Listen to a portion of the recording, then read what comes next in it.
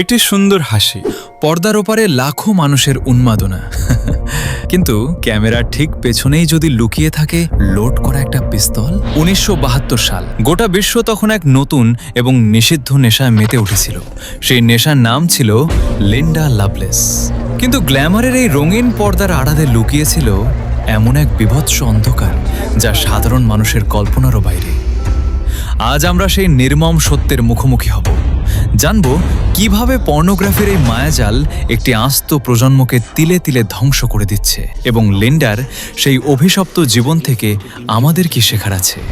হে friends, Hossain লুকসে আপনাকে welcome. আজকের এই পর্বে আমরা পর্নোগ্রাফির নীল দুনিয়া বিষয়টা এক্সপ্লেন করব। ওকে, আসসালামু আলাইকুম। সাবস্ক্রাইব করুন হোসাইন লুকস চ্যানেলটা আর উপভোগ করুন এই পুরো ভিডিওটা।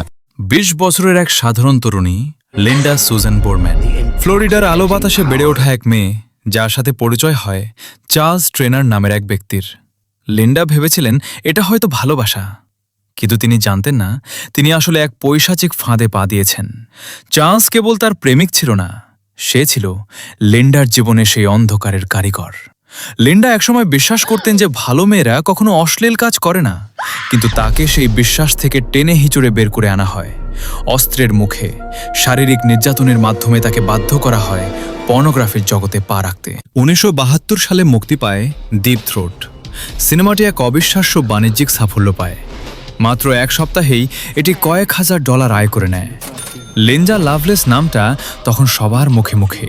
মিডিয়া, রেডিও, টেলিভিশন সবখানে তাকে নিয়ে মাতামাতি। মানুষ দেখছিল এক সফল পর্ন তারকাকে, কিন্তু কেউ দেখছিল না পর্দার আড়ালের সেই রক্তাক্ত লিন্ডাকে। স্টুডিওর বাইরে তার জীবন ছিল এক জীবন্ত নরক। শুটিং শেষ হলেই তাকে আটকে রাখা হতো। কখনো বরফ শীতল জলে দীর্ঘক্ষণ গোসল করিয়ে শাস্তি দেওয়া হতো, কখনো বা করা হতো অমানসিক নির্যাতন।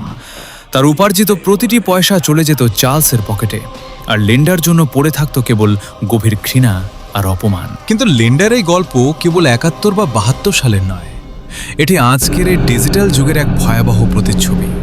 আমাদের চোখের সামনেই আজ গড়ে উঠছে এক নতুন জেনারেশন, যারা পর্নের ভেতরেই নিজেদের শৈশব আর কৈশোর পার করছে। হাতের মুঠোয় থাকা স্মার্টফোন আজ এক মরণ ফাঁদে পরিণত হয়েছে। এই ইন্ডাস্ট্রি আমাদের শেখাচ্ছে বিকৃত রুচি, কেড়ে নিচ্ছে সুস্থ চিন্তা করার ক্ষমতা। লিন্ডাকে যেভাবে জোর করে এই পথে আনা হয়েছিল, আজকের প্রজন্ম কি একইভাবে এক অদৃশ্য জবরদস্তির শিকার নয়? অ্যালগোরিদম আর ইন্টারনেটের নীল হাতছানি কি আমাদের অজান্তেই এক মানসিক দাসত্বের দিকে ঠেলে দিচ্ছে না? পর্নোগ্রাফি কেবল একটি ভিডিও নয়, এটি মস্তিষ্কের এক জটিল আসক্তি। গবেষণায় দেখা গেছে সিগারেটের চেয়েও এই নেশা অনেক বেশি বিপজ্জনক এবং দীর্ঘস্থায়ী।